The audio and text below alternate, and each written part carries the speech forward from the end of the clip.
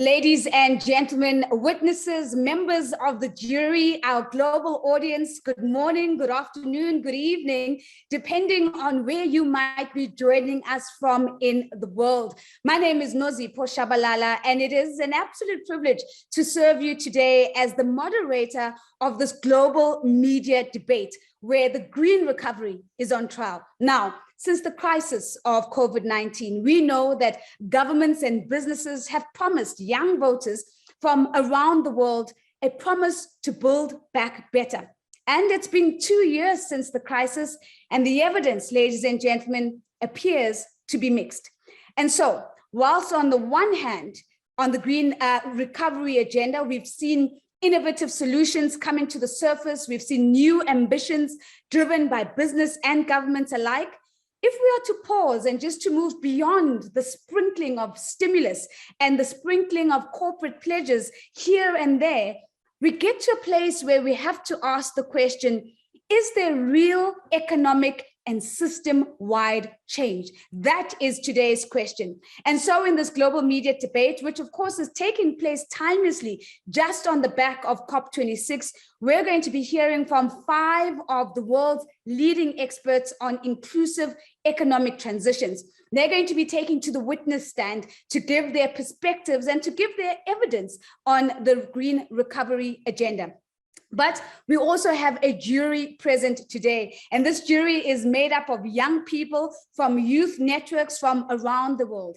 And they're going to be getting an opportunity today to cross-examine our 5 experts, our 5 witnesses, before deciding on their own verdict as to whether the green recovery is actually happening or if it's not. You, of course, our global audience, also have a voice in this trial and have an important voice in this trial. As you listen in to the witness statements, please do send through your questions and your comments. Use the chat function, and I'm going to try to the best of my ability to bring in some of those questions so that they can be put to the witnesses too. And of course, you'll also get an opportunity to vote on the verdict a little bit later on in the trial. For now, though, please help me welcome Oliver Greenfield. He is the convener of the Green Economy Coalition, and he's going to just kick us off by speaking to the broad question of what is the green recovery exactly? What is it that we are talking about today? And with that, I declare this trial officially opened. Over to you, Oliver. Thank you very much, Nozi. We're very warm welcome from the Green Economy Coalition. I'm a little bit of a warm-up act just to set a little bit of context. And I want to make 3 broad points. The first one is empathy. The second is moments. The third is leadership. The empathy one, now this may be a little bit unpopular, but I just want to draw people's attention. When we were thinking about setting up this event, we invited a number of very senior policymakers and leaders from, well, we know a few. We know from economic and political spaces and from the UN, and we got a polite but thank you but no thank you. Why? Are they concerned? Are they busy? Well, they are busy. Let's be very clear. We have a health crisis, 250 million cases of COVID plus, over 5 million deaths. The World Health Organization says 90% of all health services are in crisis. We have an economic crisis, 200 million new unemployed. McKinsey says $10 trillion spent so far. Actually, Bloomberg says 19 trillion worth of new debt. Extraordinary scales of figures. We have a broader societal crisis, 163 million new poor. Half the world's population have no income support in this moment. A third of the world's population still living in states of poverty. And we see inequality. 70% of the world's population claim that inequality is growing and they're encountering it. It's not missed on me, the irony that one of the richest countries in the world, the United States and the United Kingdom, are more disunited than they have ever been, and consequences of their politics. And that's before we even get to the climate and extinction crisis. So it is a big in tray, isn't it, ladies and gentlemen? And it brings me to my second point of moment. I've recently taken up studying history. Well, actually, my son has taken up studying history, and I'm going on that journey with him. The story of moments history, man-made moments, wars, coronations, empires, ideas, but also nature-made moments of disease and famines and volcanoes erupting and all sorts. Very interesting aside point, the Chinese history is fascinating for anyone who hasn't studied it. About 15 dynasties, the Su, the Ming, the Qi, all of those, the Song, and now the Chinese Communist Party. And very interesting to see how many of those dynasties changed, not by external impact, but by environmental crisis, from rice bowl to dust bowl. You heard it here first. I predict the end of the Communist Party. It's inevitable from history, but when we are living in these moments of historic situation, pandemic. The pandemic moment itself, is this a nature moment? Is this a human moment? 5 million deaths caused by encroaching on nature and some rather poor dinner choices. Now we are in this moment, climate and extinction crisis. It is a moment. 1972 was the limits to growth. Last time I met Dennis and Donella Meadows, last time I met Dennis Meadows, he was writing about the collapse of megacities and what happens if we can't feed people. Quite a challenging subject, but probably an important one. 1980s, Mattis Fakanacker, one of our friends, came up with a footprint. In 1980s, we crossed the carrying capacity. Is this still a moment? 2007, we had climate change consensus.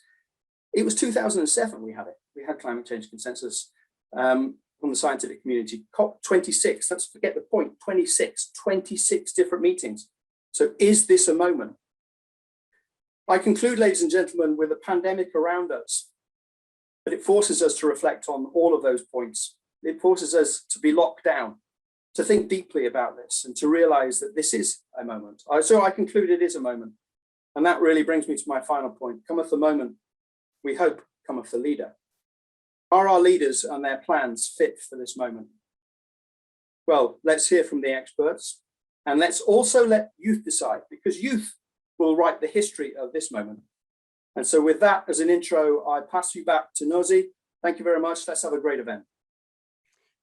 Thank you very much, Oliver Greenfield. Cometh the moment, cometh the leader. And that, of course, is the test of what we are putting on the stand today. Empathy, moments, leadership. A fantastic way of anchoring the conversation that is unfolding here today. Lovely to see all of you saying hello in the chat, and we encourage you. Let us know where you are. Let us know which organizations you are representing so that we might all be connected. Now, at this moment, ladies and gentlemen, it is an opportunity for us to give our key global witnesses an opportunity to provide evidence on the extent to which a green recovery is underway or not. Now, there are 5 witnesses standing by.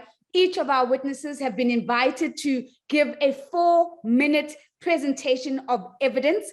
And as they do that, allow me once again to remind you and invite you, send me through your questions, send me through your comments, and let's get your voice in this conversation as well. I'm going to introduce them as I call them to the stand. I'm going to introduce them. And so I'm going to start off with Brian OCallaghan. Brian is a lead researcher and project manager of the Oxford University Economic Recovery Project. And this is a project, ladies and gentlemen, which monitors and advises on government investment to achieve sustainable recovery from the pandemic. He's also a research fellow at the Harvard Kennedy School. So Brian, your 4-minute clock starts now. Wonderful. Thank you, Nozipho, and thank you, Oliver. Hello, witnesses and members of the jury. So I have 3 key points today. Number 1, the world has missed more opportunities than it's taken on green recovery. Number 2, vulnerable countries are getting left particularly behind. And number 3, there are positive examples. Despite all of this, there are positive examples from every region and in every green industry on how we can do it right. Members of the jury, $17.8 trillion. That's how much we've seen spent in response to COVID-19, the single greatest fiscal investment in response to economic crisis of all time. And it's also the single greatest opportunity we've ever had to course correct on climate. Unfortunately, it's possibly one of the last opportunities we have to do so. Why do I say that? Well, in part, it's because it's, almost 7 years now until we're at 1.5 degrees. And in part, it's because governments are using so much of their fiscal resources now, so much of their money now, that they're not going to have very much left to use over the next, let's say, 5-year period. So how are we going when we think about recovery globally? This is a number I want you to remember: 23% green, which means 77% is continuing to perpetuate the status quo. Importantly, I'm using recovery as a very specific word here. Usually when we talk about COVID spending, there's a rescue component and there's a recovery component. We're not talking about the rescue component, which is used to keep businesses and people alive. We're not talking about what's used on COVID vaccines or furlough programs. All of that is, a given. I'm talking about the money that governments had full discretion over. That is recovery spending. Only 23% has been green. On the graph that you see on your screen, you'll notice total spending on the bottom axis versus green percentage on the y-axis. And the green box is those countries that have spent a lot and spent a high proportion green. You'll see that there are quite a few countries there, and that is promising. There are some nations that really have taken this opportunity for what it is, but of course there are many, many countries that are missing opportunities. Now, there's something missed in this graph altogether, and that's many vulnerable countries of the global south who aren't here at all. And that's because they've spent so little that it doesn't even show up on the x-axis there. So little. Why is that? It's not because they don't want to. I've spoken with leaders of over 25 countries in the last couple of years, and there is ambition everywhere. It's because they don't have the funds to do it. So far, advanced economies have spent on average $16,000 per person. But developing countries, or the least developed countries, some of them have only spent $60 per person, 16,000 versus 60. They don't have access to that finance. But there is a little bit of hope on this graph. There are some countries that are going green and supporting their economy at the same time. We've tracked over 500 policies representing every region and every type of green investment. So yes, it's only 23% spending that's been green, and that's disgusting, and that number needs to be higher. But it has been going up. When we first started this project, it was 16%. Last year, at the end of last year, it was 17%, and we've seen some improvements this way too. So members of the jury, young people all over, the call is on us. It's time for us to help the world see that our governments aren't doing exactly what they're saying. Recovery hasn't been very green. There are opportunities to do so, but vulnerable nations are being left particularly behind. Thank you. Brian OCallaghan, right on the mark in terms of the timing here, but to lift up that final phrase, it's on us.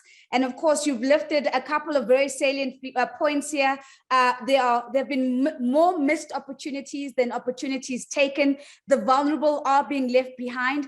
However, there are positive examples that do exist across regions. It was really good, Brian, to see some of those countries and also see that on this very global media debate, we have representation from those countries. So each and every one of us who are here almost has a direct line in terms of what Brian has shared with us to begin to ask ourselves the question, what does this look like in my country? All right, so from Brian OCallaghan, we're moving to Kumi Naidoo. Now, Kumi is a lifelong social justice campaigner from South Africa. He was also the International Executive Director of Greenpeace International. This was between 2009 and 2016. He went on to become the Secretary General of Amnesty International between 2018 and 2020. Right now, though, he takes to the stand to share his evidence. Kumi, your 4 minutes starts now. Thank you, Nozi, members of the jury and witnesses. We find ourselves in the most critical decade in humanity's history. What we do in the next 10 years will determine what kind of future we will have or whether we will have a future at all. When we look at the current response of our governments and big business, I think what is clear is that there's a massive gap between what a green recovery needs from a social justice angle and from an economic justice angle as well, and certainly from a climate justice angle. We have the science and extreme weather events here, and we have the economics and the politics here.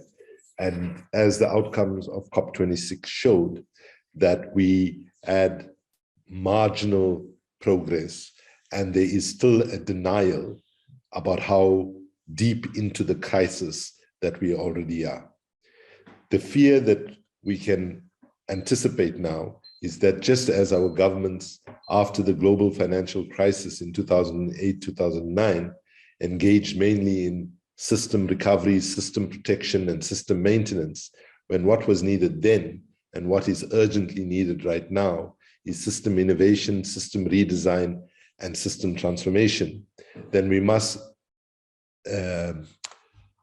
conclude, as Brian has just said, that the opportunities for the transition to an economy that's driven by clean, green, renewable energy, for example, is being missed. Just to be clear, already in 2015, people in the Pacific and other vulnerable countries were chanting 1.5 to stay alive, 1.5 to stay alive. Already by December of 2015, that slogan turned to 1.5, we can survive.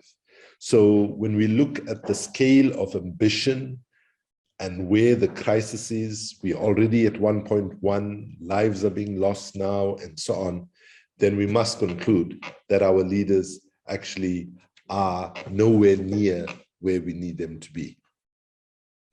So in terms of how do we respond with optimism in this moment, I think there are a couple of things that the green recovery needs to be informed by. I think the one most important point was made by Brian already. It's on us, okay? Because what we have seen is our political and business leaders are incapable of acting with the extent of the courage that it's called for. So what we hear now is they're saying the right things, they're making baby steps in the right directions, and essentially they're rearranging the deck chairs while humanity sings. So therefore, what does it mean to say it's on us? The first thing is we need to remind ourselves that Einstein said that the definition of insanity is doing the same thing over and over again, expecting to get different results. We need to also look at how activism and how we mobilize the push on our governments and big business to change is being prosecuted. And yeah, I want to suggest that one of the things that we need to do more urgently is, and I saw it in COP and I see the momentum building, but we're not where we need to be, which is much as though people have been excluded, marginalized, oppressed, repressed, and so on, people still have agency. And if my technology works, I'll quickly end with this graphic, which says we have to put our people at the center of the interventions. So basically, I just want to conclude on a positive note, right? The green recovery, especially embedding a social justice perspective, will only happen if we mobilize people on a scale that no other campaign or effort has ever done. And to do that, we have to look at the potential that people still have, notwithstanding all the exclusion and marginalization that they have faced. So if what I've done here is I've organized in 4 quadrants and looked at 4 sort of areas where I talk about harnessing our autonomy, harnessing our creative participation, harnessing our wealth, and harnessing our consumption. And you read each of the circles on the outside from the center. People have power as citizens and voters, and so on. I just want to conclude with just one.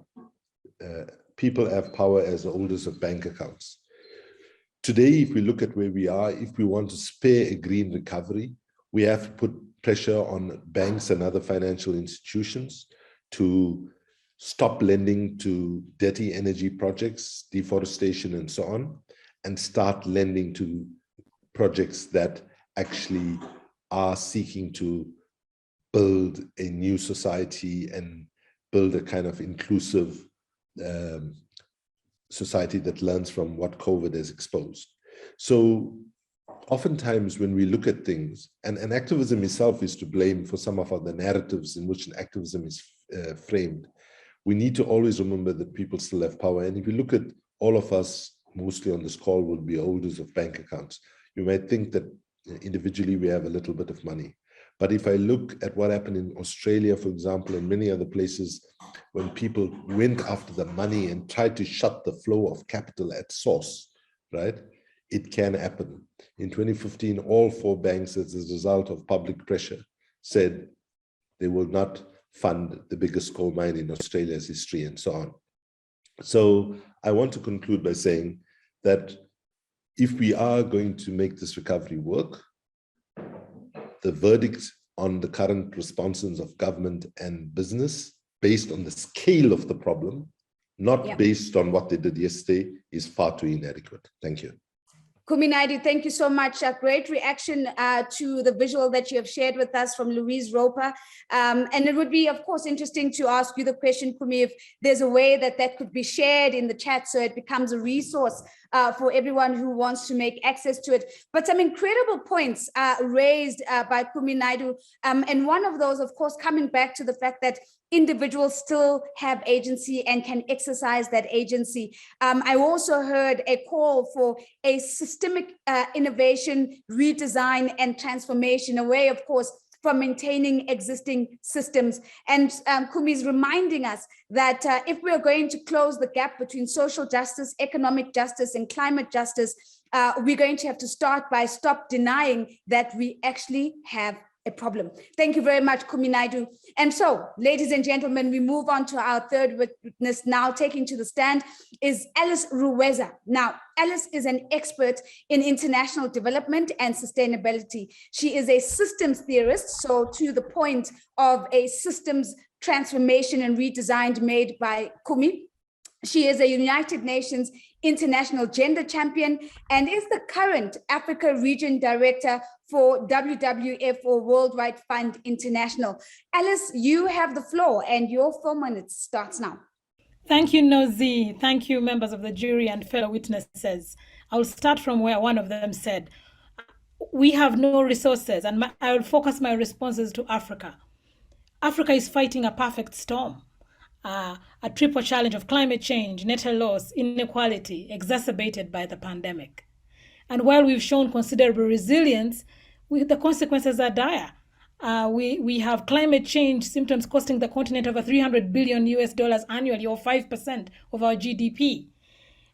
We have economic output losses due to COVID already amounting to over 100 billion. But as everyone said, there is an opportunity. There's always an opportunity. And it is on us. We have the world's second largest carbon sink. So we have a climate solution. We have 40% of the world's remaining biodiversity. We have a youth demographic dividend. We have the youngest population here. So we have an opportunity. And studies that we've done ourselves and others really show that the green recovery can help us add, for example, in the East African countries themselves, 21 billion to their overall GDP through and creating 7 million new jobs across agriculture, fisheries, wildlife-based tourism, and also preventing hunger of 15 million people currently at risk. We have seen the African Union develop a green recovery plan through the adoption of their focuses on climate finance, increasing flows. Morocco already leading the way with the development of renewable resources. I think Kumi talked about these renewable resources, 4 solar plants, 11 wind power plants, and many other countries doing that. Nature-based solutions I've talked about, green and resilient cities. And at the same time, there's a range of efforts across Africa for states really aiming to transition to this green economy. But of course, challenges remain.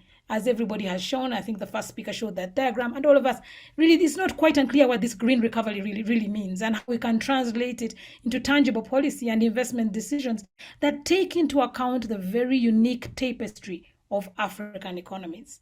And consequently, the first wave of relief and recovery funding is just touching the surface. It's not addressing immediate needs of the continent and the downturn that is caused by the crisis, and undoubtedly going to grey and brown investments. So a big risk for us exists in terms of some of this further jeopardizing our potential for a long-term recovery, and especially leaving the most marginalized people behind: gender, women, indigenous people, and youth. And it's extremely important that we look at these issues as we get out of this recovery. So even though the pandemic undoubtedly presents one of the most significant challenges of our generation, the recovery has opened this window of opportunity that we must seize. It is on us, as all of you have said. It is a window of opportunity that we must take. And really, years from now, our Africa's forests and natural capital can tell one of two stories. It will either be a story where humanity emptied them ruthlessly and short-sightedly while dumping them into waste, or a story where we recognize this opportunity and our natural capital, and we recognize how intertwined it is with our health and with our own well-being, and that we restored this back to life. The choice is ours. Let the story we tell be one of determination, of hope, of impact and circularity. Thank you very much. Let the story we tell be of determination, of hope, and of circularity, bringing in some complexity, bringing in some nuance, challenging the extent to which some of the policies have been translated to speak to the African context. But again, highlighting that as much as there are challenges, there are also solutions. Of course, this raises the question of what is going to move us from not only talking about solutions, but actually acting in solutions. Now, ladies and gentlemen, that is 3 of our 5 witnesses that have taken to the stand already. Remember that before we get to the end, I'm looking out in the chat for your questions. I'm really keen to hear how you might want to cross-examine and question some of our witnesses before we turn to the jury. So to our global audience, make sure that your voice is counted today as we have this conversation. And so with that, I'd like to call on Alison Tate. Now, Alison is a Director of Economic and Social Policy of the Global Labor Union peak body, the International Trade Union Confederation, ITUC, and she has worked across economics, international trade and investment, social policy, human and trade union rights, sustainable development, climate, and migration. And we want to be tapping into all of those insights now as we listen in to her evidence. Alison, the floor is yours. Thank you, Nozi. Fellow witnesses, jury members, aren't we all witnesses to the intersections of these multiple crises? They are living out in our lives, in our workplaces, in the violations against the fundamental rights of ourselves and our brothers and sisters across the world.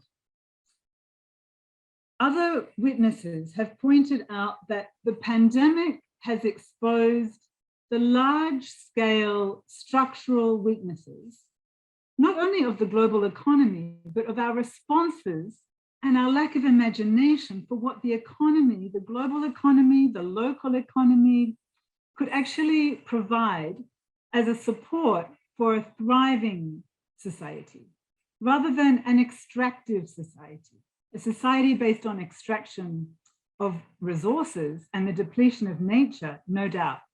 But the economic model that we live in, that we are part of, what we see as a result of the pandemic is the economic impacts are connected to the environmental and ecological impacts and the social consequences of that. So others have spoken about a number of statistics, but I want to really reinforce why some of those statistics are so important. Because the pandemic has reinforced the vast inequalities in income, both within and across countries. But it's also inequalities in terms of access to health and social protection, access to healthcare, to crucial preventative measures, including vaccines and other treatments, and also to basic personal protective equipment in workplaces. So the world has lost an equivalent of 255 million jobs. That's a loss of jobs, of working time, of income, of livelihoods. And the lowest paid workers and those in the informal economy are impacted the most and protected the least. So migrant workers, young workers, women workers. So this is a really shocking number I want to give you. $800 billion was lost by women in women's income as a result of the pandemic. 800 billion, that's the equivalent of the combined wealth of 98 countries. So if we are to really look at an inclusive and sustainable green recovery, we have to be connecting the dots. We have to be addressing these gross inequalities. And I'm speaking about this in terms of what would really a collaborative economic model look like, not one based on extraction. Other speakers have spoken about what transformation would mean. It means industrial transformation, local economic transformation, of course, at a national level. So many of the governments who are addressing climate action, particularly through the UNFCCC and the COP processes, are looking at it from their own national context. What would it be if we really had global collaboration? If solidarity was real? If we actually had leaders transform their own understanding of what leadership is required in this moment? So I assert that systems change is happening, but so far it hasn't shifted, neither at the pace or the depth or the fairness of what is needed. But yet there is persistence. We are persisting, we are fighting the good fight in terms of really addressing the structural level change that's required at local levels and at global levels. Thank you so much. I see your eye is on the clock. So thank you very much for really pushing it in within the clock. But some of the numbers that you've shared are really, really sobering. 255 million jobs lost, 800 billion is the number that we're looking at when you're talking about income lost as a result of women not participating in the economy on the back of the pandemic. But you've asked a very important question, and I'm hoping that we're going to be able to come back to it. And that question is what would a collaborative economic system actually look like? And I'm hoping that you're going to be able to give us some color as we circle back to you. Now, ladies and gentlemen, we're on our final witness now, ready to take the stand, and that's Benoit Lauma. And Benoit is the Secretary General of Finance Watch. He spent more than 10 years in the financial sector before joining the association upon its creation. This, of course, after the 2007-2008 financial crisis. Finance Watch, ladies and gentlemen, aims at reshaping the financial system to make it serve a green and just transition. So, Benoit, your 4 minutes starts now. Thank you. So, dear members of the jury, it's my honor to act as a witness as to the role of finance in the recovery. I'll try to respond to the question, is the financial system contributing to a green and just recovery or not? So it's important to first understand who is on trial when it comes to the role of finance in the recovery. We're evaluating here or judging 3 stakeholders: private actors, their regulators, and then government. So basically banks, financial markets on the one hand, central banks and financial supervisors on the other, and then finally ministries of finance as part of the government. Other witnesses have talked, they've all talked now about economic reform, justice, labor, nature, and these are the things that matter most. Keep in mind, finance is only an enabler, a servant, if you like, and the master should be society. It should be a project for society, as laid out and directed by elected officials. So here I have bad news, and I'll come back to some good news later. We're still letting finance act as a master, conditioning a green and just transformation, conditioning action against climate change and to reduce inequality to the growth of short-term profit. When in fact we know that this very drive for short-term growth has created the crises we are now facing, including the health crisis, by building an unsustainable production and consumption system. Now, my testimony is simple. The judgment should be severe on the stakeholders on trial. Private finance is still finding ways to squeeze profits out of a struggling real economy, behaving as a master rather than a servant. Central banks are still letting this happen, starting to act, but too slowly. And when it comes to ministries of finance and governments, as been said, they've been spending a lot to save the economy, but as firefighters and not architects. So aiming at going back to business as usual, simply putting out the fire, rather than also rebuilding the house, transforming it for more resilience. So at the same time, I'm also full of hope for the future as, one, we know what needs to be done to make finance a helpful servant rather than a master. And two, these stakeholders I mentioned, they've never been under more in the spotlight than today. On just on 29 October, before the COP, the most massive people and youth-powered demonstrations took place in 26 countries on all continents in financial centers before banks and central banks asking for change. Thus again, your judgment should be severe on how the current financial system has been so far helping or not helping with a green and just transition, but with a very strong note of hope. A transformation of the financial system could be imminent. It relies on youth, social movements, helping to put the right leaders in government and push policymakers to implement the reforms we need.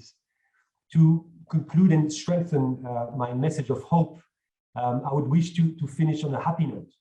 COVID and its consequences have shown one thing. Contrary to what we were told, of course, the magic money tree exists.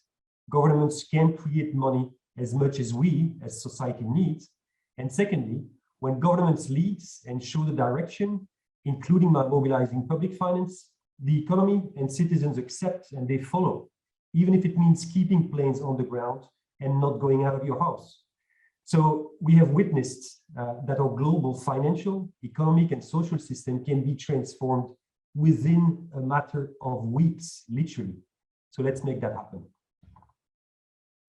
Benoit, it's such a clear call to action. We know it is possible. It can be done within weeks. Now all that's left is for us to make it happen. I just want to lift a couple of the things that you said that resonated with me so strongly.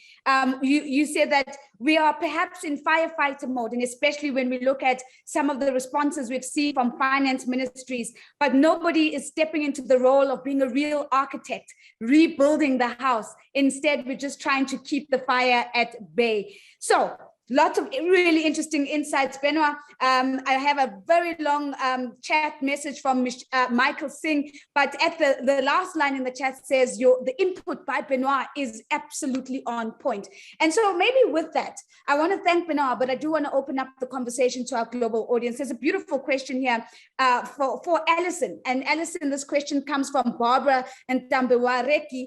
And Barbara says, what leadership is required in this moment? It takes us back to that invitation from Oliver to say, come at the moment, come at the leader. So from Barbara, what leadership is required at this moment, and how can we engage our leaders so that they rise to the occasion to push for structural system-wide change at local and global levels? I think it's a fantastic question. Over to you, Barbara. I think to me, right? Yeah. I'm sorry, to Alison. Yeah, no, Barbara, this is the question as far as I'm concerned. You know, what we see with many national leaders, and I think your question somewhat implies that we are looking to national leaders to be the leaders for all of us. It sounds like you might be a leader yourself, right? We are leaders in our own communities, in our own organizations, in our own networks. And for sure, we need to demand accountability from the leaders who are in political power, whether they're in power in the parliaments or in international institutions, or indeed have a perspective where they can influence and lift up the capacity for people to be empowered to take action themselves. Very often we're looking to someone else to take action, or some leader to start leading and others will follow. I think that that notion of leadership is clearly bankrupt. It's clearly not where we need to be waiting for some action. It is, as Krimi was saying earlier, about all of us taking action. And that's in our own communities, in our own workplaces, in our own organizations, indeed in our families. And that, I'm not saying, is not related to scale. Like that is about developing a critical mass of action and not waiting. This idea that companies or governments have goals around 2030 or 2050 or somewhere out in the future, there's no waiting time. We are past the waiting time. We are past the talking time. It's the era for action and for really ensuring, Nozi, what I'd love to talk about more with others, and that's the point of a just transition. Like, what does it take to ensure that the transition that is happening delivers justice? It's a beautiful question. What does it take to deliver a just transition? Now, what's happening, ladies and gentlemen, is my inbox is going crazy with all of the input that's coming from the global audience. So I'm going to try and squeeze in as many questions as I can, because I know our jury is standing by, keen to start with their cross-examination. I want to bring this quick question to you, Alice. The question comes from Nora. And Nora says, greetings from Barcelona. What does it mean, an economy without extractivism? That cannot exist, says Nora. Everything we need to live on comes from non-human nature. It is good to be hopeful, but at the end of the day, the power is with capital. How can we challenge that power? And I bring this question to you, Alice, because we know the legacy of an extractive mindset on the African continent in particular. So how do you react to this question? Thank you. I acknowledge that legacy, but I also want to acknowledge some of the things that we have, some of the valuable things we have, like our traditional foods, that are rich in nutrition and have been our staples for years, that do not require extraction, but that we have actually are not really giving much attention to because we are focused on the other diets, that more Western diets. I want to talk about that opportunity. I want to talk about the nature-based solutions, the opportunities that we get from our wetlands and our forests and our others that are not necessarily have to be extractive, but are still providing benefit from us. I think we've lost that narrative of what we get out of our own assets that we have, and we've kind of been pushed into this other extractive narrative, and we're kind of lost there. And that's what I'm saying. It's on us to bring it back by recognizing what we have as our own natural assets, whether it be food, whether it be from nature, whether it be from our own people and our own skills and our own youth that we have today. So my feeling is that yes, I acknowledge that is a challenge, but I want to bring the narrative back to what do we have ourselves and what can we build on, because it is there. Thank you. I'm gonna sneak in one more question, but one of the things you've said, Alice, which I think has really been resonating in this conversation, and I think it might have been Benoit who raised the question, that there is a question of what do we allow to be masters over us. I think a wise person once said that a man is a reflection of the master that he recognizes, and how we've used finance, existing or traditional finance systems, to really be the master of our destinies. And what I'm hearing you saying is that perhaps there are other ways of economic activity and livelihood that are not dependent on extractive systems. So a final quick question. Kumi, I want to bring this to you. It comes from Anusha Raman, and Anusha is saying, from a social justice perspective, how can we guarantee that marginalized groups, especially with lower developed countries, have heightened accessibility to green economy plans and are actually involved in the planning process? To you, Kumi, in 30 seconds. The sad reality is that most people have been relegated to be spectators in a game that they should be centrally playing. And it is incumbent upon civil society and its allies, progressive allies that they find in governments and business, to actually make sure that we're creating an enabling environment for people to participate in. And I would just say quickly on the last question, we need to be talking more about the circular economy, how we continue to reuse things. And on a lighter note, I should tell you that there's something that the city of Uppsala in Sweden and Bristol in England and other cities do, where they run their buses on human feces, otherwise known as poo, shit, whatever you choose to call it. I've been saying to African leaders, for example, I refuse to accept that European shit is better than African shit. We just have to get our shit together and turn the crisis of climate change into an opportunity, because I believe there is a lot of opportunity if we can think not out of the box, but we need to throw the box away altogether and do some seriously fresh thinking on the kind of economy that we need. I can tell you one thing, I'm watching the faces of our jury and they've absolutely loved the analogies that you've thrown at us, Kumi.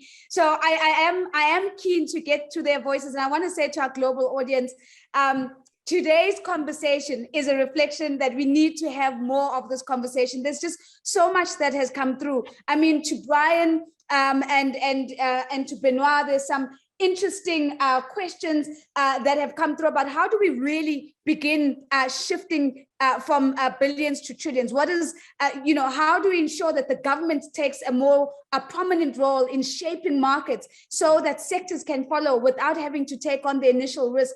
And I know that these are conversations that are very important to how we reimagine investment, but also how do we reimagine finance and financial markets broadly. But for now, let me go to our jury. I can see them looking at me and wondering, Nozi, when are you going to come to us? And I'm coming to you right now. So our jury is standing by. They've been listening intently to the witness evidence presentations. They've been leaning in and listening attentively to the cross-examination and the questions that have come from our global audience. So now they get the opportunity to pose some questions. I'm going to introduce them quickly, and then I'm going to ask them I'm going to go through them and invite them to ask their own questions. Tamana Sengupta is a climate researcher and educator focusing on simplifying the science of climate change for a wider audience. She is a Fridays for Future India volunteer and works with the communications team at Greenpeace India. Tamana, you have the floor. To whom would you like to pose the question, and what is your question? Thank you, Nozi, and to all of the witnesses. I think we had some incredible insights today. My question is broadly about finance, so I think it's more directed towards Brian and Benoit to some extent. Brian, you mentioned some points which struck me, especially the difference between how some countries are spending up to $16,000 per person, while others are spending up to $60 per person. And it struck me that there was a climate finance agreement made at one of the COPs where rich countries had promised to finance poor countries with about $100 billion to help them with mitigation strategies. And that was not, the commitment was not kept, which also caused a lot of mistrust between the rich and poor countries. So my question really is, do you think that the absence of such financial assistance to the poor or the vulnerable countries cost them some opportunities that they could have used for green recovery? Thank you very much, Tamana. Brian, I'm going to welcome you to take on the question. Lots of nods from the other witnesses on the strength and robustness of that question. Brian, the floor is yours. Briefly and concisely, how would you respond to Tamana? Thank you, Tamana. And it's a good question, one that I'm sure many of us have asked ourselves too. I think the first point is you're absolutely correct. A commitment was made to scale finance to $100 billion per year by 2020. So far, the OECD says we're at about 80 billion, but Oxfam says it's more like 40 billion because it needs to be new and additional. When you ask rich countries, why haven't you provided? They will usually say, we don't have the money. I mean, we're spending so much on COVID. Yes, you have spent a lot on COVID, and that points to how disgusting your failure to provide climate finance is. If you've spent 17 trillion on COVID, your $100 billion commitment per year is 0.5% of that. So the argument that you don't have money is obviously false. And yeah, Tamana, to the second part of your point, would that finance have provided additional opportunities? Of course. You know, when you're talking about $60 spent per person, increasing the global financial support in the climate space by doubling it to 100 billion, let's say, you know, doubles that figure too. I think that beyond that, we also need to be thinking to what happens from here, right? The 100 billion in the first place was pathetically small to the scale of the crisis that these nations are dealing with. And under the Paris Agreement, by 2025, there's a new target to be set. And I can't see any world in which it could credibly be less than 10 times that figure. So that's where we are today. And Tamana, it's a fantastic question on the right track. A fantastic answer to a fantastic question. Thank you very much, Brian. Ladies and gentlemen, juror Nalan Singh takes to the floor now. Now, Nalan is a South African student of water science, policy and management at Oxford. Also a former volunteer researcher at environmental justice nonprofit called Groundwork, where he was focusing on water and environmental justice issues in South Africa. Nalan, the floor is yours. To whom would you like to pose a question?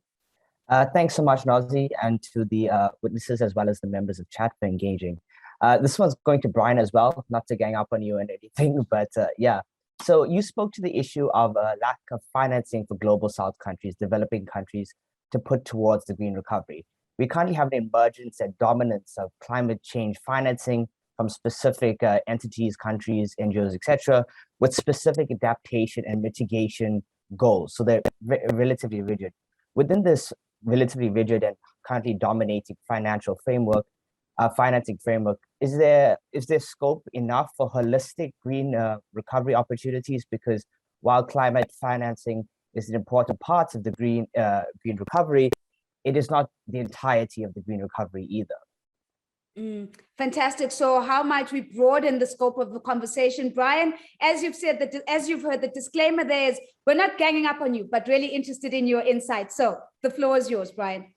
Yeah, absolutely. And a thought that came to mind kind of in bridging your questions, guys. You're right that there has been a rather rigid framework by which funds have been given in the past in this space. On the other side, there's also been a very flexible path for fossil fuel finance to be provided in this space, right? So we're talking about $100 billion target for climate finance, yet at the same time, rich countries have spent $500 billion per year on fossil fuel subsidies, and those subsidies haven't been provided under a particularly rigid framework, have they? Nalin, so I think there's 2 points to your question here. First, yes, the framework is rigid, and yes, a more flexible framework could provide opportunities for even more impactful spending, right? Who do you think has a better understanding of what is impactful for a community? Some person from another country, literally tens of thousands of kilometers away, or people who are a part of that community.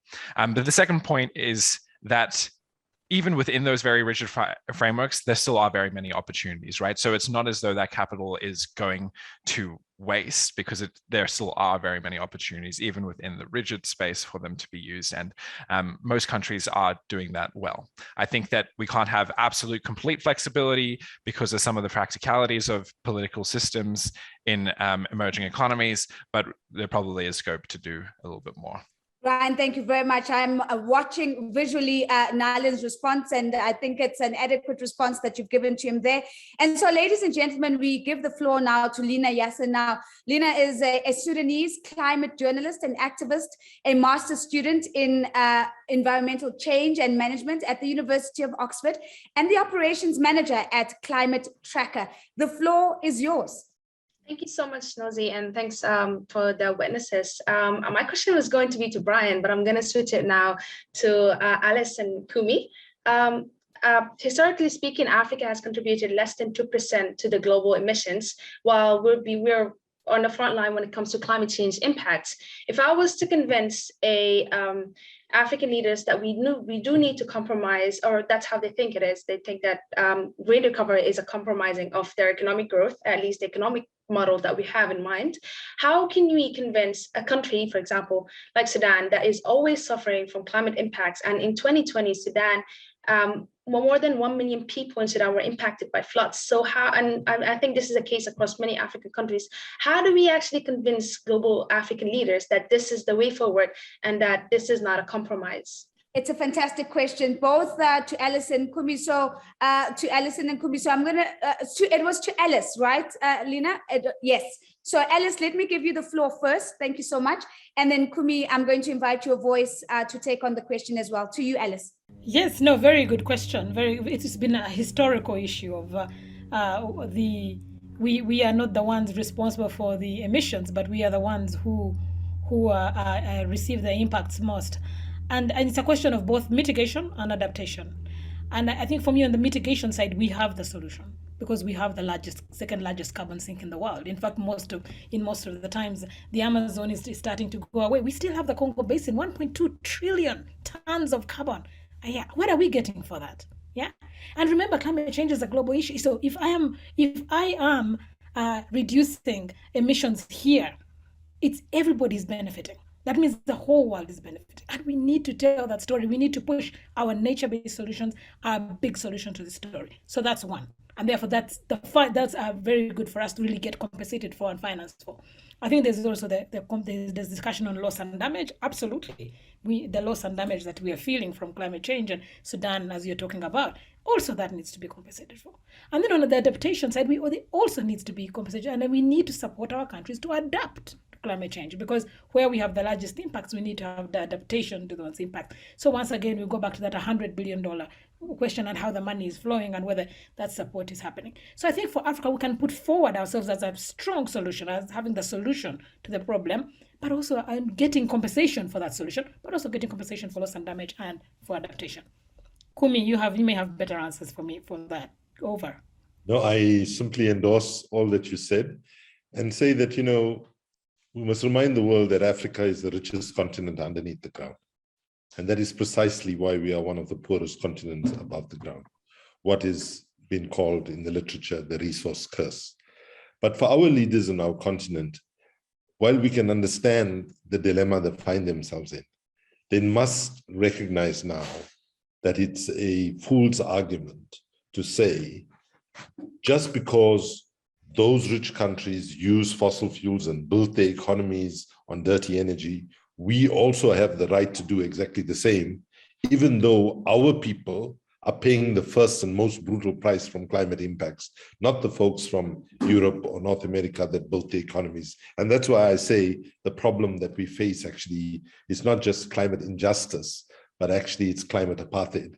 And actually the approach, the reality of vaccine apartheid that we've seen has actually made it so obvious that even though when we're asking for the $100 billion, which they committed to in 2009, Alison and I were there in Copenhagen when they did, right? We were not asking for charity. We were asking them to pay the climate debt, the debt of having built their wealth and their economies on carbon, which other countries did not have the opportunity to do. So I think, just to say one point about loss and damage, right? We've been struggling, as people on this call know, for so long to get loss and damage to be taken seriously. And it's sad to say that Glasgow was where the conversations about loss and damage got up to a level that we had not seen before. But the outcome of it, just to tell you how powerful nations treat poor countries, all we got out of it was a promise for a dialogue between the poor and rich countries. But let me just conclude optimistically. That dialogue was fought for and won by a lot of good people doing good work, right?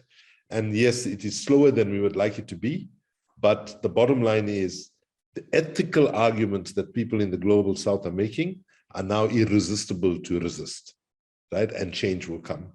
But unfortunately, it's coming too slowly. Kumi Naidu, change will come. So Alison, Kumi, thank you very much for those responses. Tulina, we're going to Yifan Ping now. Now, Yifan is born and raised in Jiangsu, China, and educated in the US, currently studying anthropology and sociology with a focus on education in developing countries, the diaspora, and immigration. So Yifan, the floor is yours. To whom would you like to pose a question? Thank you, Nozi. I would like to pose my question to Alice and Alison. So my question is regarding the global South's responsibility and their role playing in this global crisis. So I really like the analogy, the triple challenge one developing countries are facing, the economic challenges, the human challenges, also the climate challenges, coming from one of the developing countries, actually one of the biggest developing country. I want to ask, given the gravity of global environmental crisis, but also the importance of environmental justice and inequality, how can we ensure quality and avoid further exploitation while working together toward this common goal? Especially, I'm interested in the role of research. How can we use ethically responsible and meaningful research to push toward that goal together? It's a beautiful question. I'll go to Alison first, because we've just heard from Alice, and then Alice, I'm going to make my way back to you after that. But Alison, the floor is yours. Thanks for such a great question. I want to ask you to think about the question you're asking me in terms of research. Often research is reduced to data. What data can we access? And I'd really like to suggest that the research that's needed is actually in critical thinking skills, in the tools that we have in critical inquiry, because that can look for and support not just innovative. When people hear innovative, they think about a technological piece of equipment or device that's going to help us, you know, the intellectual property that's going to help us and save the planet or save humanity. So when you speak about research, Yifan, maybe there is something to be thinking about in terms of social policy research. I'm an economist, I think like that. I think that we need to have, you know, a really serious research and inquiry into what the different elements of a just transition are. You know, the trade union movement that I've been a part of for many years, and Kumi mentioned, you know, way back to earlier COPs, we were arguing for and got recognition, along with many allies, in the Paris Agreement for a just transition. And this is really fundamental to this question, I think, because a just transition secures the future and the livelihoods of workers and their communities in the transition to a low carbon economy. So that's based on really specific things. We could go into the complexities of it, but it's about social dialogue between workers and their employers, with unions obviously facilitating those discussions, but with employers and governments and communities. Because what we need to do is have not just, like, the research needs to anticipate the change that's needed, right? And be the basis of good, sound plans to put those plans into place. So a plan for just transition provides and guarantees better and decent jobs in terms of industrial policies, employment policies, social policies. And I would say the social protection that we know has come to the fore as a result of the impacts of the pandemic is really essential as a foundation for change and supporting people who will be losing. So to that whole notion of more training opportunities, greater job security for all people affected by global warming and by climate change policies. And that research work, both the data collection and having good evidence base, is actually a foundation for forwarding the science, but forwarding good public policy making. And I think that's really essential if we're going to do it at a scale and a depth that is necessary and urgent now. Thank you so much, Alison. Scale and depth that is necessary and urgent is what I'm taking away from the possibility based on the question coming from Yifan. Alice, what is your take on the question that Yifan has put? You've been invited to add your voice and your lens on this question as well. Yes, and if I understood your question, you were talking about what is our global responsibility here around, what is Africa's responsibility around the issue of environmental, what is the role that we can play there?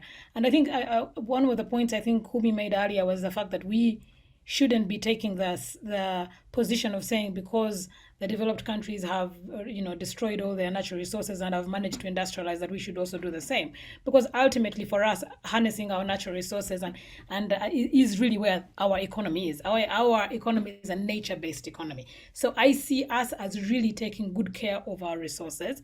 I see us as looking at them as the assets that they are and harnessing them sustainably. And I mentioned earlier, the green economy for Africa, all the studies that have been done.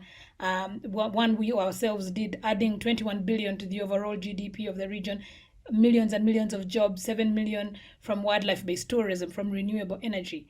Africa has been able to do leapfrog. Look at our work on mobile. Look at what we've done with mobile technology. Look at what we've done with mobile transfers. We are leading there. Look at our renewable energy potential. We are leading there. There's so many good things for us to say about this continent. And I think that our message gets lost in all of the other negative things that people want to point out. So I want us as Africans to take the responsibility of telling our story. The story of our riches, the story of our assets, and the story of how we can use our own agency to really develop and get forward, and even and really take leadership also, not to be pace. Somebody said to be pacemakers and pace setters. We don't want to be price takers. We want to be price makers. So I think that is where I would say our responsibility should be. We should see our assets. We should take that leadership, and we should set the pace. Work with others, but also be the one setting the pace. Over. Storytellers, pace setters, and price makers. beautiful phrases coming and bubbling up to the surface in this conversation. And certainly they're just sparking so much more conversation. We have more jury members that are going to be putting their questions, but I just do want to remind you, because I'm seeing in the chat questions about, will this be available as a recording? The answer is yes, yes, and yes, on our YouTube page, on our website. And please make sure that you go and the chat as well is going to be available, because there's so much richness in the chat, links that have been shared, resources that have been suggested. We're not going to be losing any of that. It's going to be made all available to you. And so maybe with that, let's go to Divya Thakur. So Divya is trained as a mechanical engineer in Delhi, India, and now studies business and management at HEC in Paris. Divya, the floor is yours. Thank you, Nozi, and thank you all the witnesses for sharing your insights. It is indeed very valuable. I have a question for Benoit and Brian, like a broad question. What is your opinion regarding the social acceptability of carbon pricing mechanisms, like say the carbon tax or the EU ETS that we have been seeing for the past years?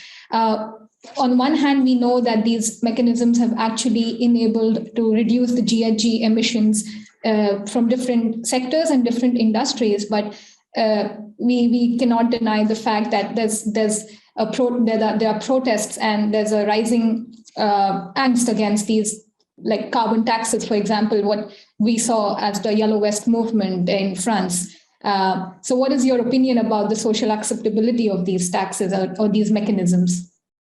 Thank you so much, Divya. Benoit, I'm going to start off with you so we can hear your voice again, and then we'll go to Brian straight after that. Benoit, social acceptability of the carbon pricing programs. Yeah, that's an excellent question. I think to be quite blunt, it's an excuse for inaction. If you look at the case of France and the Yellow Vests, this is about taking a measure on the fuel that basically workers put in their car, while at the same time kerosene for flying is tax-free, 100% tax-free, while at the same time Macron removed the tax on fortune, basically, so the very rich. So that's the context. So I think, again, social acceptability, look at what happened with COVID. Societies accepted to stay in their living room. That's social acceptability, if you see what I mean. People accepted that, enterprises accepted that. It was not a tax. It was stopping the whole economy, and that went okay.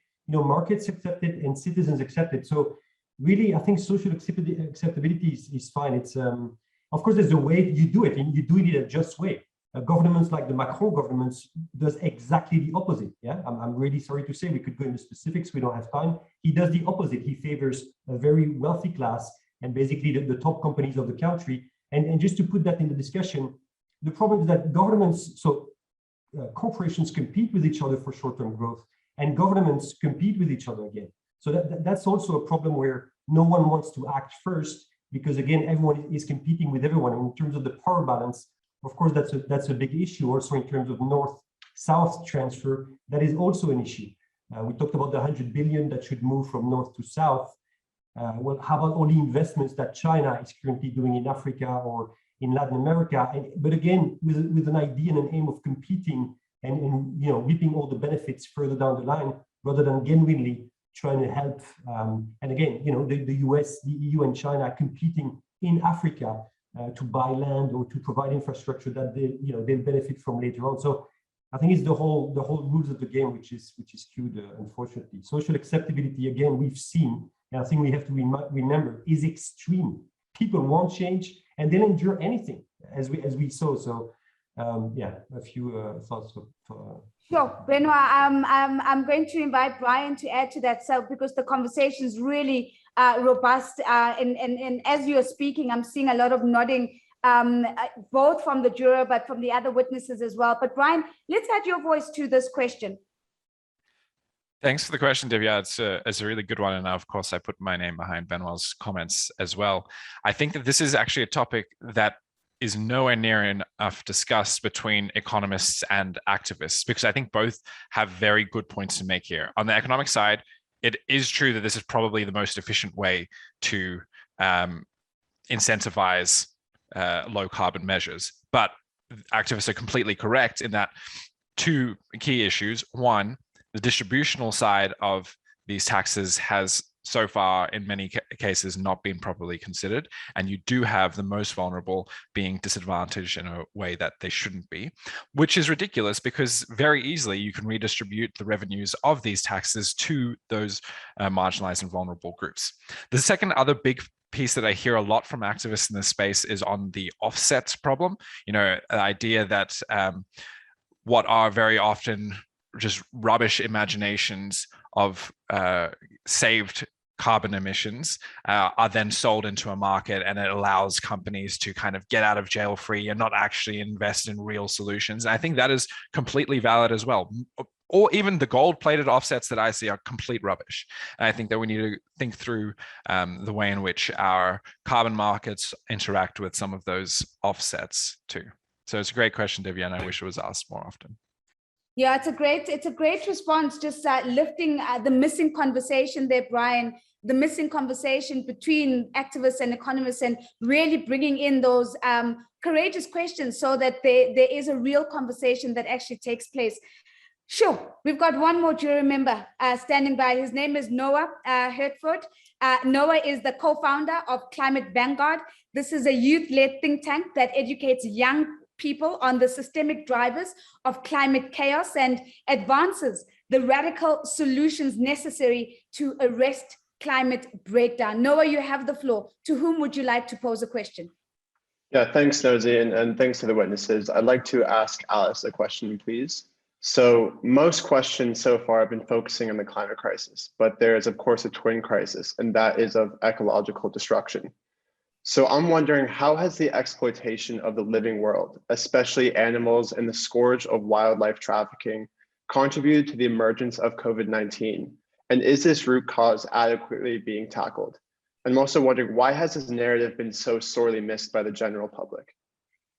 Noah, thank you so much. So Alice, why is this part of the missing conversation as we take on a broad conversation of green economic recovery? To you, please, Alice. Thank you very much. I mean, really very interesting conversation, because out there has not been a very clear explanation yet of whether the zoonosis disease, COVID-19 in particular, actually came out of wildlife or illegal wildlife. We're still trying to figure out that question.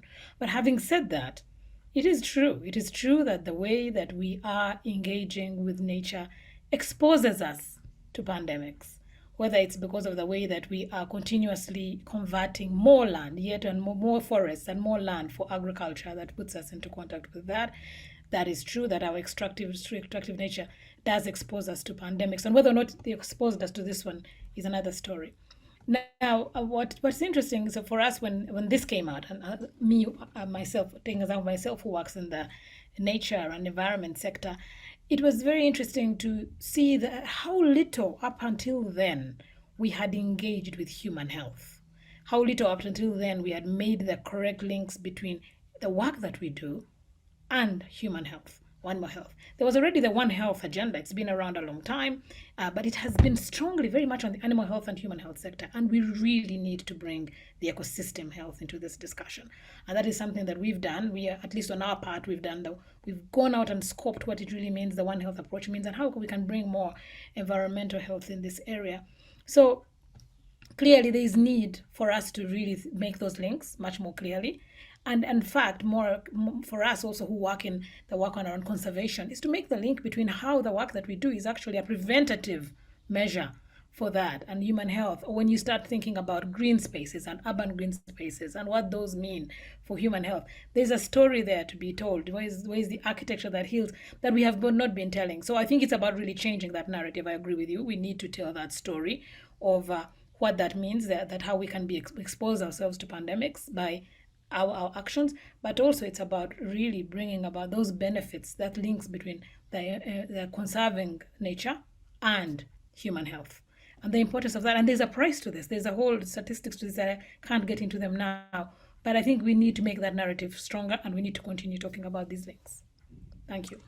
Both and is what I'm hearing you say, Alice. And of course, as you're responding, I'm watching the screen and really seeing the visual cues as people nod their heads to your response, Noah included. So Ladies and gentlemen, just as in any trial, we have to get to a verdict. And that's where we're going to turn our focus to next. Now, we have a jury that you've listened to who have posed questions, they've cross-examined our witnesses, but I've promised you that you too will have a voice. So what we're going to do to enable our global audience to participate is that we're going to pop a quick link into the chat right now.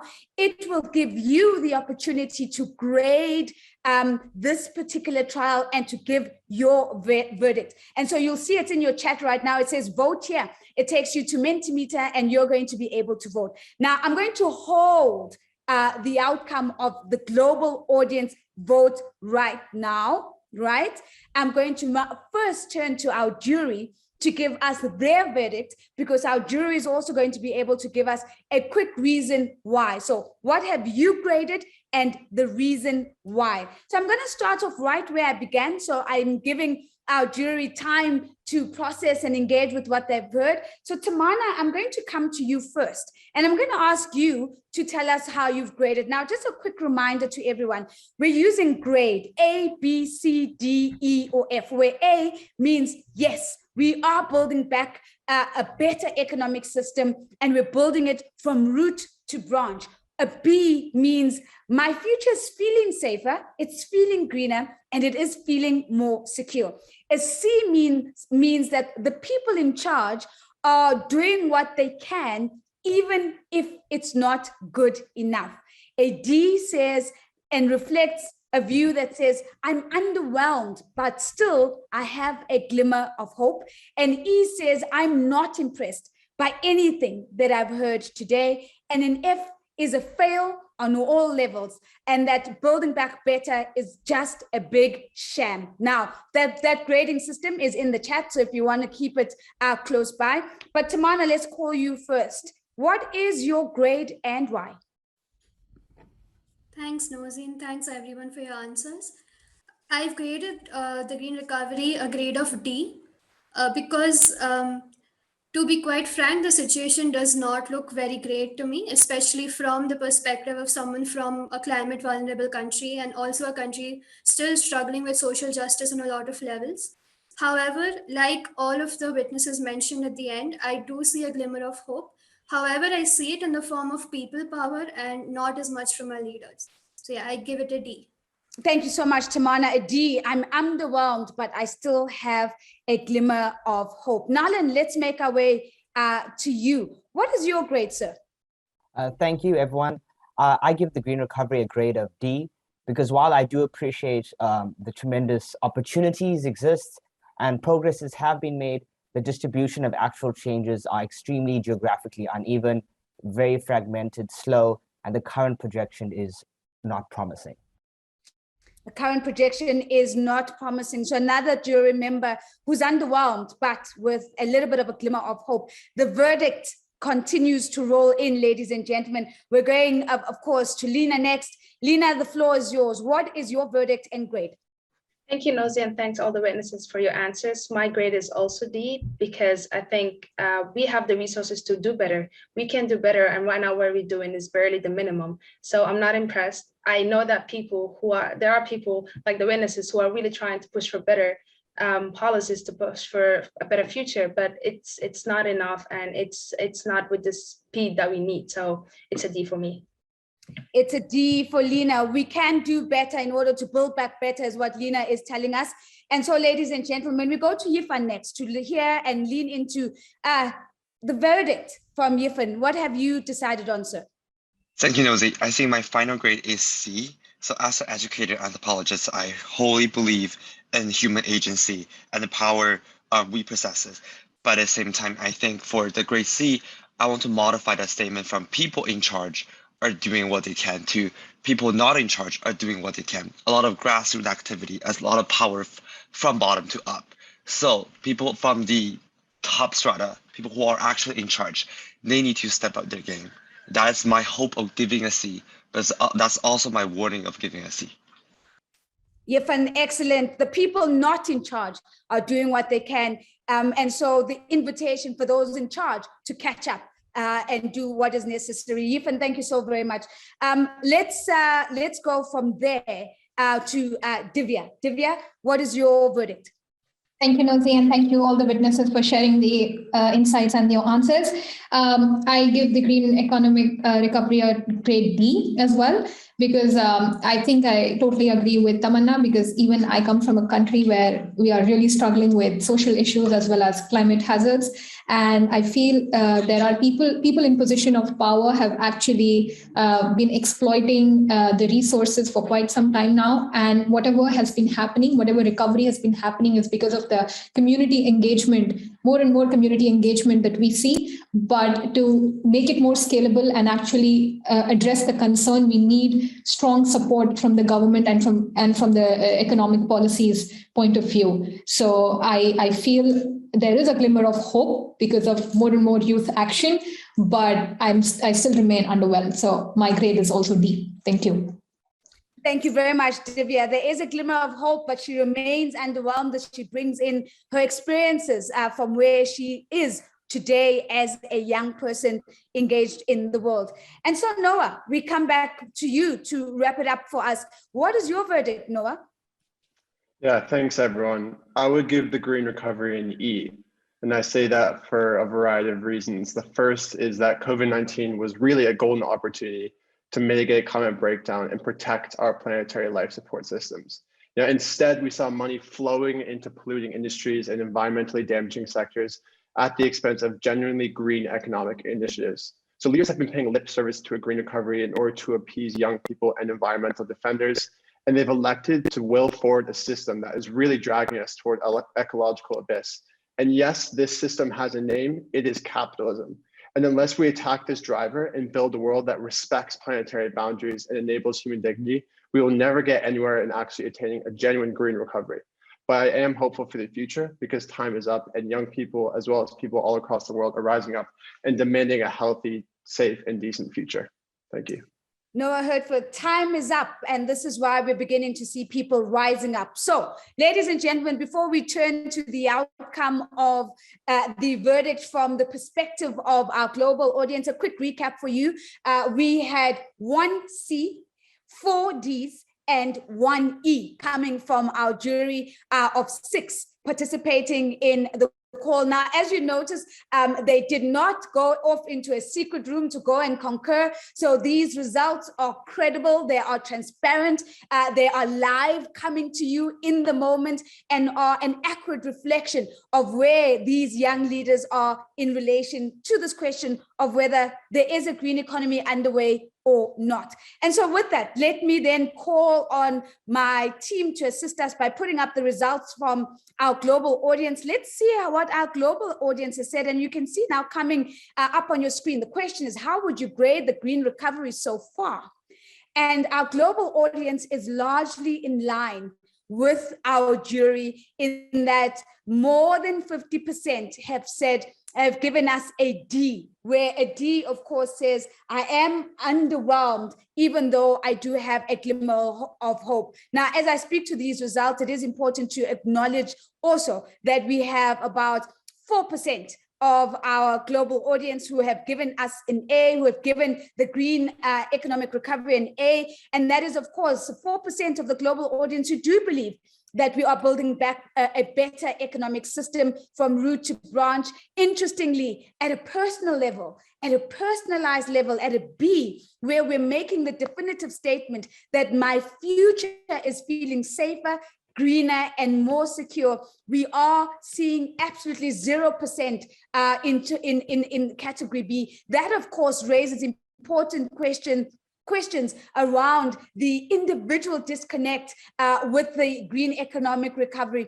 14% of our audience are saying the people in charge are doing what they can, even if it's not good enough. And of course, today we heard something even more provocative and insightful, that perhaps the people who are not in charge are the ones who are doing the most that they can do. And perhaps with more resources, with more space, with more seats at the table, with more voice, they could do more.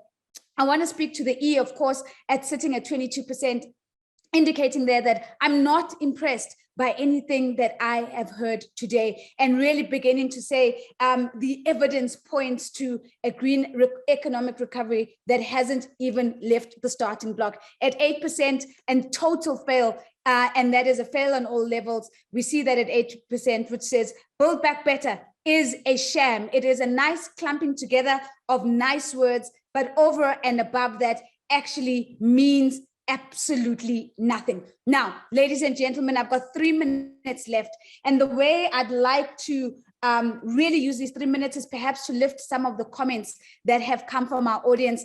Our chat box has been absolutely on fire today. And I just want to bring in some of those voices as we close off. Lots of congratulations going to the jurors, one of those voices being Jane Mpapalika.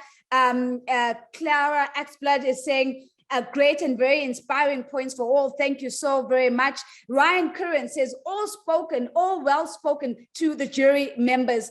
And of course, lovely question coming from Emily Benson. I have to ask this question. The question is, will the jury panel please be our next leaders? I'd vote for you all. And so maybe I think that's the best place to leave this conversation. An invitation for every single young person who's here with us today to step up to leadership. The world needs you now, not tomorrow. Thank you very much for your participation. And to all of you from all around the world, thank you so much for making the time to join us. To our expert witnesses, for the courage to step up to the witness stand and to give your evidence in just 4 minutes. Each and every one of you did a fantastic job. Thank you very much to Oliver, who kicked us off and really gave us a framing of the conversation, to our jury, who has been fantastic, and of course, the team who have enabled this global media debate. My name is Nozipho Tshabalala. It's been a privilege. Thank you so much for joining us. It's goodbye for now.